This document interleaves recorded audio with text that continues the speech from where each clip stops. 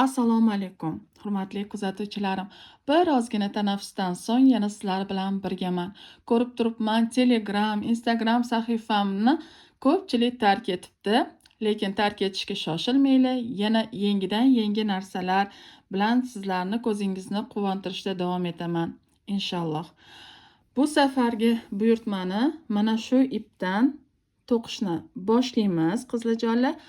Sizlarga va'da bergandim. Mana shu ayollar nimchasini to'qisam master-klass olaman deb va jarayonni boshlash arafasida edim.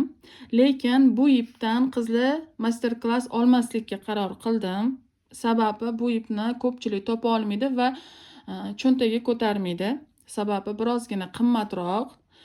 Shu sababdan bu safargi nimchani yana to'qib bo'lib keyingi safargi nimchaga albatta master-klass olaman qizlar. Yana birozgina master-klassni kutasizlar qizlar.